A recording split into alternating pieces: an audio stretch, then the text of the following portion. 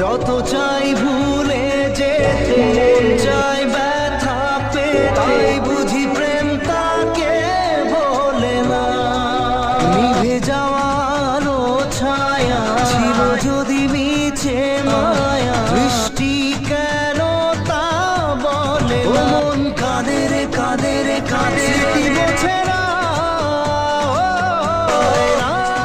মন ভাঙায় না। প্রিয়াঙ্কা আর বাঁচবে না। পরমব্রত তিনি দেখতে গিয়েছিলেন প্রিয়াঙ্কাকে। তিনি বলছিলেন হয়তো তিনি আর বাঁচবে না। আমি বলি আমি পিওরলি প্রিয়াঙ্কার সঙ্গে দেখা করতে এসেছিলাম। গোটা ঘটনাটার পর থেকে আমার প্রিয়াঙ্কার সঙ্গে দেখা হয়নি। যেদিনকে আমি রাহুলের বাড়িতে গেছিলাম সেদিনকে এত ভিড় ছিল, আমি শুধুমাত্র রাহুলের পাশে দাঁড়াতে পেরেছিলাম, ওই গাড়িটির পাশে। স্বামীর শোকে তিনি অনেক ভেঙে পড়েছে। বন্ধুরা, আমরা সবাই জানি এমন এক ঘটনা ঘটেছিল রাহুলের ও প্রিয়াঙ্কার সাথে। তাদের মধ্যে ছাড় হয়ে গেছিল। তারপরও তারা এখন মাত্র 3 মাস একসাথে সংসার করছিল। কিন্তু বিষয় এটা হলো, প্রিয়াঙ্কা স্বামীর জন্য এতটাই ভেঙে পড়েছে যে সে আর ঘুরে দাঁড়াতে পারছে না। আমাদের উচিত প্রিয়াঙ্কাকে সাহায্য করা, তাকে সান্ত্বনা দেওয়া। সত্যি, স্বামী তো স্বামীই হয়। প্রিয়াঙ্কা একদিন একটা কথা বলছিল যে আমার স্বামীর সাথে আমি আলাদা হয়ে গেছিলাম, কিন্তু তারপর আমি অনেক কাজ করে এসেছি, অনেক প্রজেক্ট করেছি। স্বামীর সাথে যে কথা বলার ফিলিংস সেটা আসেনি। তারপর আমি আমার স্বামীর সাথে এক হয়ে যাইলাম এবং আমার ছেলে সহজকে নিয়ে ভালোভাবে আমরা একসাথে জীবন কাটাচ্ছিলাম। কিন্তু বুঝতে পারছি না আমার স্বামীকে কি মেরে ফেলা হয়েছে না আমার স্বামী মারা গেছে।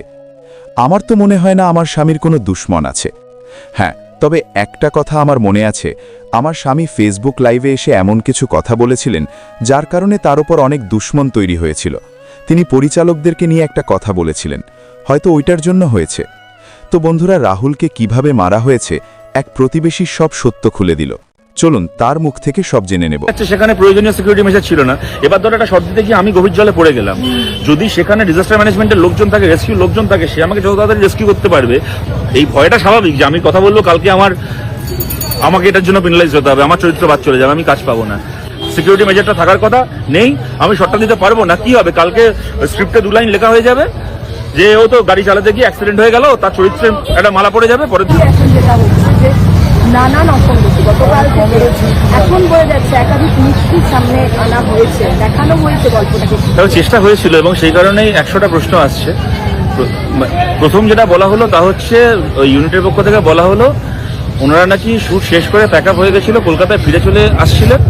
রাহুল দা নাকি একজন সহ অভিনেত্রীর সাথে ওখানে ছিল এবং তারা নাকি জলে নামছিল এবং সেখান থেকে নাকি ঘটনাটা ঘটেছে। যদি গতকাল শ্বেতা বলে ওনার যিনি সহ অভিনেত্রী রাহুলদার, তার যদি ওই একটা ক্লিপ ভাইরাল না হতো যেখানে সে বলছে খুব মানে কি বলবো, আচ্ছা তোমারই করা, সেখানে তিনি বলছেন যে মানে খুব ট্রমাটাইজ, বোঝাই গেল যে আমরা একসাথে শর্ট দিতে দিতে আমরা একসাথে পড়ে গেলাম, আমাকে তুললো, রাহুলদাকে তুললো, রাহুলদা কোথায়। তো এইটা যদি সামনে না আসতো তাহলে ওদের এই প্রোডাকশন হাউসের বলা ওই মিথ্যেটাই কিন্তু সত্যি হয়ে দাঁড়িয়ে যেত এবং সেইটা কি হতো, মানে এর থেকে কি মানে করা হতো আমরা সবাই বুঝতে পারছি। এরপরে ওরা স্নোবল্ড হয়ে একটা কথার উপরে একটা কথা বসিয়ে তার একটা কি কুৎসিত চেহারা দেওয়া হতো। মানে আমার একটা ক্রিমিনাল নেগলিজেন্সের জন্য যে একটা মানুষ চলে গেল, তার মৃত্যু হলো এরকম ভাবে, তারপরে নিজের অপরাধটাকে আড়াল করার জন্য আমি এমন মিথ্যে বলছি চলে গেল যে মানুষটা, সেই মানুষটার উপর একটা কালি ছেড়ানো হচ্ছে, তার চরিত্রে একটা প্রশ্ন তোলা হচ্ছে। মানে এটা কত বড় একটা নোংরামি। এই অপরাধটা করে কি ওরা পার পেয়ে যাবে কি পার পেয়ে যাবে না, এটা হচ্ছে এখন প্রশ্ন। এটাও বলা হচ্ছে যে রাহুলদা স্বেচ্ছায় গেছিলেন সমুদ্রে, মানে প্রত্যেকে। দেখো, আমি এটা জানি না, কিন্তু আমি একটা কথা তোমাকে এখানে জিজ্ঞেস করছি, বলো তো কালকে আমি রাহুলদা বলে বলছি না, কোনো একজন একটা যদি বলেন যে আমার জন্য এই মানে সেফটি মেজার নেই, আমি করবো না, কি হবে? কালকে সে একটা পাল্টে যাবে, হয় না এরকম? আমরা দেখিনি গত কয়েক বছরে এমনকি কোনো অভিনেত্রী প্রোডাকশন হাউসের কোনো একজন বড় বাবুর নামে কোনো হ্যারাসমেন্টের অভিযোগ করেছে, তো সেই অভিনেত্রীর চরিত্রটা পাল্টে অন্য কেউ অভিনয় করছে, এই জিনিস আমরা দেখিনি। কালকে দেখো, আমি industry, I am not part of the industry, আমি অভিনেতা নই, আমি অভিনয় করি না, কিন্তু আমাদের বন্ধু বান্ধব বা কাছাকাছি থাকার সুবাদে যেটা জানতে পারি, এটা হয় না যে কোনো একজন একটা যদি বলে যে আমি এই শটটা দেবো না, এই কোনো অন্যায় কোনো কারণে না, আমার এই যেটা আমার প্রাপ্য, যে সিকিউরিটি মেজারটা থাকার কথা নেই, আমি শটটা দিতে পারবো না। কি হবে, কালকে স্ক্রিপ্টে 2 লাইন লেখা হয়ে যাবে যে ও তো গাড়ি চালাতে গিয়ে অ্যাক্সিডেন্ট হয়ে গেল, তার চরিত্রে একটা মালা পড়ে যাবে। পরের দিনে শুট হবে যে তার স্মরণসভা হচ্ছে, গল্পের তার ট্র্যাকটা বাদ চলে যাবে গল্প থেকে।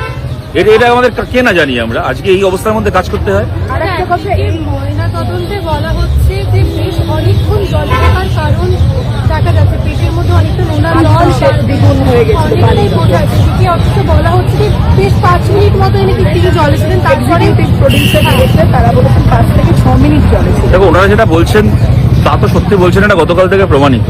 দেখো আমি এটাকে নিয়ে না আগ বাড়িয়ে ঠিক কি হয়েছিল না হয়েছিল বলতে চাই না, কারণ আমি যেটা বলবো সেটাও একটা স্পেকুলেশনই হবে, হয়তো ক্যালকুলেটেড স্পেকুলেশন, কিন্তু হয়তো তথ্যের ভিত্তিতে করা স্পেকুলেশন, কিন্তু at the end of the speculation. তো আমরা চাই সত্যিটা সামনে আসুক। দরকার হলে এটা তো ইতিমধ্যে উড়িষ্যা পুলিশ বলে দিয়েছে যে বিনা অনুমতিতে শুট করা হচ্ছিল, সেক্ষেত্রে যারা এটার জন্য দায়ী একজন দুজনকে গ্রেপ্তার করে ডিটেইন করে তাদেরকে জেরা করে সত্যিটা বলানো হোক। তার কারণ দেখো আমি সাধারণ বুদ্ধিতে একটা জিনিস জানি, আজকে যদি একটা পারমিশন নিয়ে শুট হয় এবং তার জন্য যে প্রয়োজনীয় যে সিকিউরিটি মেজার তা যদি থাকে সেক্ষেত্রে একরকম, কিন্তু যে শুটটা পারমিশন ছাড়া হচ্ছে বোঝাই যাচ্ছে সেখানে প্রয়োজনীয় সিকিউরিটি মেজার ছিল না। এবার ধরো একটা শর্ত দিতে গিয়ে আমি গভীর জলে পড়ে গেলাম, যদি সেখানে ডিজাস্টার ম্যানেজমেন্টের লোকজন থাকে, রেস্কিউ লোকজন থাকে, সে আমাকে যত তাড়াতাড়ি রেস্কিউ করতে পারবে। তোমাকে যদি এখন ওখানে দাঁড়িয়ে আমাকে রেস্কিউ করতে হয় ওই শুটিং ইউনিটের একজন হিসেবে, তুমি কি পারবে আমাকে সেইভাবে রেস্কিউ করে আনতে? আর যদি এই বাড়িটায় আগুন লেগে যায়, এই বাড়িটা 3 তলায়, আর দমকলের লোক যত তাড়াতাড়ি নামিয়ে আনতে পারবে আমি কি তত তাড়াতাড়ি নামিয়ে আনতে পারবো? তার জন্য তো ট্রেন্ড লোকজন দরকার। সুতরাং তাদেরকে না নিয়ে যদি শুট হয় এবং সেখানে একটা অ্যাক্সিডেন্ট হয়ে যায়, তো স্বাভাবিক কথা রেস্কিউটা যে সময়ের মধ্যে আদারওয়াইজ করা সম্ভব হতো, কি তাকে জল থেকে তুলে এনে তাকে সিপিআর দেওয়া ইত্যাদি যা যা কিছু আমি সম্ভব হতো, সেটা সম্ভব হবে না এক্ষেত্রে। এরকম একটা প্রফেশনাল ফিল্ডে যখন কাজ হচ্ছে সিপিআর দেওয়ার কেউ থাকলো না। স্বাভাবিক, দেখুন আমরা আবেদন করছি, যারা এই ফ্র্যাটার্নিটির মানুষজন তাদের কাছে আবেদন করছি এইটা করে যেন ওরা পার না পেয়ে যেতে পারে। হ্যাঁ, না হলে এই ভয়টা স্বাভাবিক যে আমি কথা বলবো কালকে আমাকে এটার জন্য পেনালাইজ হতে হবে, আমার চরিত্র বাদ চলে যাবে, আমি কাজ পাবো না। কিন্তু তা বলে রাহুলদার এই মৃত্যুটার পরেও যদি আমরা ছেড়ে কথা বলি, মানে আজকে আমরা যে সবাই এখানে এসেছি রাহুলদার ডিজার্ভ করতে। আমার আলাদা করে কিছু বলার নেই, আমাদের সম্পাদক বলেছেন, আমাদের অনেকের আমি একটাই কথা বলছি, রাহুলের চলে যাওয়াটা তো খুব স্বাভাবিক নয় এবং এমনভাবে একটা দুর্ঘটনা ঘটেছে, আমাদের প্রথম সময় লেগেছে, নানান রকম প্রশ্ন করেছেন অনেকে, এবং আজকে দাঁড়িয়ে যেটা আমরা বললাম সেটা একটা করতে, সেটাকে পুরোটা প্ল্যান করতে, সেটাকে জায়গায় আনতে, আইন একটা এমনই জিনিস, তার নানান দিকে অনেকগুলো বাধা আছে, সেরকম মানুষদের সঙ্গে বসা, এবং আমরা এটাই করেছিলাম যেটা আর্টিস্ট ফোরাম সবসময় করে থাকেন, যে একটি চিঠি, সেটা অবশ্যই আমরা পাঠিয়েছিলাম 1 এপ্রিল, এবং আমরা আশা করেছিলাম যে একটা মোটামুটি উত্তর পাবো, যেটা একটি স্যাটিসফ্যাক্টরি উত্তরটা পাইনি, যে কারণে যেটা শান্তি বললেন একটু আগে, কালকে আমরা একটা এফআইআর ফাইল করবো, এবং সেটার টাইমটা এক্স্যাক্টলি আমরা বলতে পারছি না, হয়তো দুপুরবেলার দিকে, সেটা আফটার 2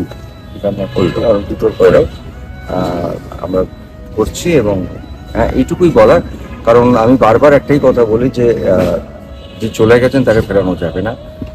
আমরা প্রচুর সময় নিয়েছি, এটা নিয়ে অনেকের প্রশ্ন আছে, কিন্তু কিছু কিছু জিনিস থাকে যে বিশেষ করে যেখানে আইন জড়িয়ে যায়। আর একটা এটাও বুঝতে হবে যে আমরাও তো আঘাত পেয়েছি, আমাদের সেই আঘাত, আমাদের সেই কষ্টটাও কাটাতে 2 থেকে 3 দিন লেগেছে বুঝতে যে রাহুল আমাদের মধ্যে নেই, আর তার মধ্যেই এত কথাবার্তা। যাই হোক, কিন্তু আমরা চেষ্টা করব যে আসল ঘটনাটা জানতে, আমরা আপ্রাণ চেষ্টা করব, এবং তার জন্যে আমাদের পুরো আর্টিস্ট ফোরামের টিম, সব এখানে যারা দাঁড়িয়ে আছেন তারা বুঝতেই পারছেন সারা দিন কাজ করেছে, কিন্তু এইটার পেছনে যে মানে আমরা যেটাকে ব্যাকস্টেজে কি হয় বলি, সেখানে যে কত মানুষের কত পরিশ্রম চলছে, অক্লান্ত পরিশ্রম চলছে, সেটা সবসময় ভিডিওতে বা সোশ্যাল মিডিয়াতে হয়তো নাও বলা যেতে পারে। আমার একটাই অনুরোধ, যারা যারা রাহুলকে ভালোবাসেন তারা একটা জিনিস চান, যে ওর মৃত্যুটা এবং তার সঙ্গে যে সত্যি কথাটা, যেটা আপনারাও সবাই বলছেন, সেটা যেন মানুষের সামনে তুলে ধরা হয়, যাতে ছেলেটা বড় হলে বা জানে যে আমার বাবা চলে গেলেন, এইটুকুই আমাদের, কিছু না। দাদা, শিল্পীদের নিরাপত্তা নিয়ে একটা প্রশ্ন আসছে, সুরক্ষা নিয়ে একটা প্রশ্ন আসছে, আর আমি বলেছি আজকে এইটুকু। আরেকটা অনেকটা রাত্রিরে আমরা ডেকে পাঠিয়েছি, কিন্তু কিছু করার ছিল না। দাদা, কালকে বললাম আমরা মোটামুটি 2টোর পরেই পিয়ারে গানটা আমি শুনছিলাম সোশ্যাল মিডিয়াতে, এবং ওর ছবি দিয়ে চলছিল। অবভিয়াসলি আমার ওই দিনটার কথা মনে পড়ছিল, বিশেষ করে লাস্ট সিনটা যেটা ছিল চিরদিনের, সেই সিনটার কথা মনে পড়ছিল। রাহুল অসাধারণ একজন অভিনেতা ছিল, অসাধারণ পাঠ করেছিল, চিরদিনতে কাস্ট করাই হয়েছিল যাতে বয় নেক্সট ডোর একটা ফিল থাকে, রনেসটা ওর মধ্যে থাকে আর কি, ওর জন্যই কাস্ট করা হয়েছিল। সেটা দর্শকের খুব ভালো লেগেছিল অবভিয়াসলি। কি বলবো আর, অবভিয়াসলি বললাম তো, থেকে আমরা কেউই বেরোতে পারছি না আর কি। যত চেষ্টা করছি যে ওই ধরনের ছবি বা পোস্ট আসলে সেগুলোকে ইগনোর করার চেষ্টা করছি, না হলে মন খারাপ হয়ে যাচ্ছে। না না, আমি কোনোদিন বলিনি, কোনোদিন আমি বলিনি। না না না, আমি কোনোদিন বলিনি। বা আমি প্রথম কথা হচ্ছে, কোনো সিনেমা দেখার জন্য, এক মিনিট, কোনো কাজ, সিনেমার বা কোনো ক্রিয়েটিভ কাজ দেখার জন্য কাউকে ফোর্স করা যেতে পারে না। যদি তোমার কাজ পছন্দ হয়, সে নিজে নিজেই দেখবে। এটা ভুল তথ্য, ভুল ভাবে বলা হয়েছে। কোনোদিন আমি বলিনি না এইটা সিনেমা, বাংলা সিনেমা পাশে দাঁড়ান, সিনেমা দেখতে আসুন। আমার সিনেমা যদি দেখতে ইচ্ছে না করে, কেউ দেখবে না, সোজা হিসাব। এখানে কেউ, আমি যদি রিকোয়েস্ট করি, আমি বলতে পারি যে আমার সিনেমাটা ভালো হয়েছে, ট্রেলার দেখুন, প্রোমো দেখুন, প্রমোশন দেখুন। যদি কারোর দেখতে ইচ্ছে করে, পয়সা দিয়ে দেখবে তো, অতএব কাউকে ফোর্সফুলি আমার বন্ধুকে আনতে পারি, আমার বাড়ির লোককে আনতে পারি, কিন্তু দর্শককে নয়। এটা পুরো মানে মিথ একটা, এটা ভুল ডিসিশন আর কি। শিল্পী আর সিনেমার পাশে কাউকে দাঁড়াতে হবে না। শিল্পী আর সিনেমা অবশ্যই রাহুলের এই ঘটনাটা অবভিয়াসলি আমাদের জন্য খুবই দুঃখজনক। পুরো ইন্ডাস্ট্রি এটা এখনো এই ট্রমা থেকে বেরোতে পারেনি। কি বলবো, যে একটা 42 বছরের ছেলে, একটি এত ভালো অভিনেতা, এবং আমার সঙ্গে ওর প্রথম ছবি, ওরও প্রথম ছবি ছিল, আমারও প্রথম ছবি অবভিয়াসলি। এবং আমি রাহুলের কাজ দেখতাম। রাহুল ব্রিলিয়েন্ট অ্যাক্টর ছিল, খুব ভালো লিখতো, ভালো থিয়েটার অ্যাক্টর ছিল। সো অবভিয়াসলি এটা মেনে নেওয়া যাচ্ছে না, অবভিয়াসলি মেনে নিতে পারিনি, আমরা কেউই মেনে নিতে পারছি না আর কি। পুরো ইন্ডাস্ট্রি এটার জন্য আমার মনে হয় যে সবাই খুবই ডিসঅ্যাপয়েন্টেড।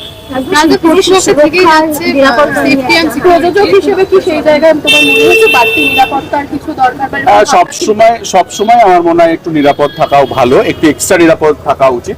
এবং আমি সবাইকে একটা অন্যভাবেও বলতে চাই যে নিজেরাও নিজেদের নিরাপত্তা একটু বুঝে নিতে হবে আর কি। যে আমরা যখন কাজ করতে যাব, এরকম ধরনের ঘটনা যাতে আগামী দিন না ঘটে, আমরা এমন কিছু করব না যাতে আমাকে বাড়ি ফিরে আসতে হয়। আমার বাড়িতে বাচ্চা আছে, আমার ফ্যামিলি আছে, আমার বন্ধু বান্ধব আছে, তারা সবাই ওয়েট করে থাকে। শুধু আমি অন্যের উপরে আমি নিজেকে ছেড়ে দেবো না, আমি বুঝবার চেষ্টা করবো আগামী দিন যাতে এই ঘটনাটা না ঘটে। তার জন্য সবাইকে আমার এটা বিনীত অনুরোধ। আমরাও যখন কাজ করি তখন কিন্তু বোঝার চেষ্টা করি যে কোনটা আমরা করতে পারবো, কোনটা করতে পারবো না। দেখো, এই ঘটনাটা কি ঘটেছে এখন অব্দি আমাদের কাছে কারো কাছে ক্লিয়ার নয়। এক রকম ভাবে পুরো জিনিসটা আসছে। যতক্ষণ না পুরো ঘটনাটা সবার কাছে সত্যিটা উঠে আসছে, ততক্ষণ এর উপরে কোনো কমেন্ট করা আমার ঠিক হবে না। বাট নিরাপত্তা অবভিয়াসলি সবার ক্ষেত্রে দরকার। সেই একজন টেকনিশিয়ান হতে পারে, একজন আর্টিস্ট হতে পারে, একজন ড্রাইভার হতে পারে, সবার ক্ষেত্রে। যেমন আমরা গাড়িতে উঠেই সবাই বলি যে একটু তাড়াতাড়ি চলুন দাদা, একটু তাড়াতাড়ি চলুন। হয়তো সেই প্যাসেঞ্জারের তাড়াহুড়োর জন্য সেই ড্রাইভারেরও ক্ষতি হতে পারে, সেই প্যাসেঞ্জারও ক্ষতি হতে পারে।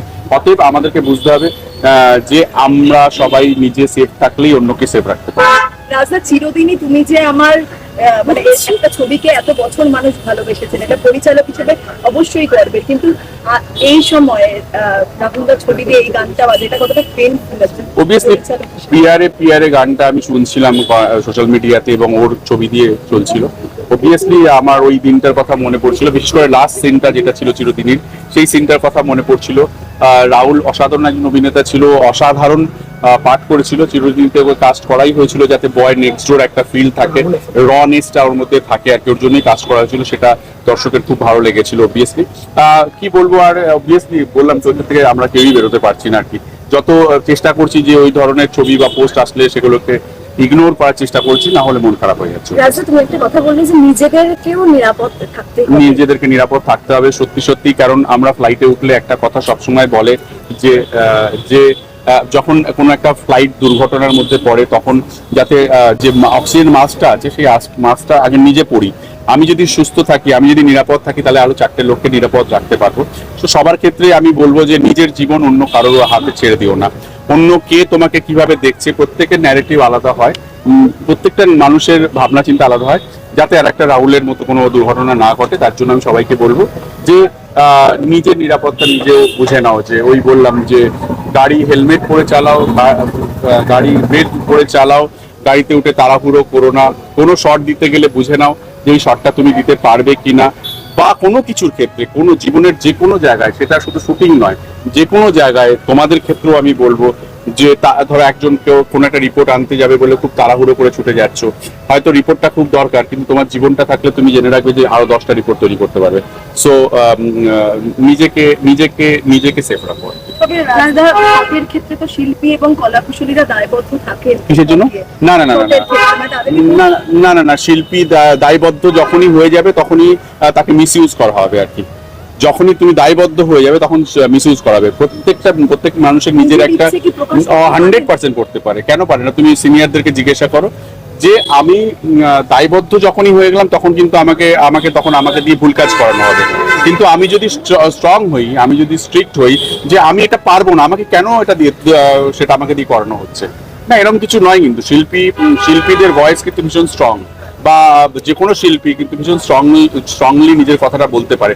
আর যদি সেই কথাটা না বলতে পারে তাহলে তাকে কিন্তু শিখতে হবে যে নিজের সেফটির কথা বলতে আর কি। শুধু কারণ দেখো আমি বললাম যে তুমি আমার সেফটির দায়িত্ব নাও, তারপরে আমার কিছু হয়ে গেল, আমি চলে গেলাম, আমার পরিবার বিপদের মধ্যে পড়ে গেল, তারপরে সে বললো যে আমি তো বুঝতে পারছি না কি করে হলো, এটা তো বললে হবে না। আচ্ছা আচ্ছা, বাংলা সিনেমার জন্য তোমরা সবাই শিল্পীকে বলেছো এক হওয়ার কথা, সেখানে দেখা কোন যাচ্ছে শিল্পীকে? সমস্ত শিল্পী, সমস্ত আর্টিস্ট বাংলা সিনেমার বাংলা সিনেমা দেখার জন্য। না না আমি কোনোদিন বলিনি, রাজদা কোথাও একটা আমরা দেখছি কোনোদিন আমি বলিনি। তবে এখন শিল্পীদের মধ্যে বিভাজন দেখা যায়। না না না আমি কোনোদিন বলিনি। বা আমি এক মিনিট, প্রথম কথা হচ্ছে কোনো সিনেমা দেখার জন্য, এক মিনিট, কোনো কাজ সিনেমার বা কোনো ক্রিয়েটিভ কাজ দেখার জন্য কাউকে ফোর্স করা যেতে পারে না। যদি তোমার কাজ পছন্দ হয় সে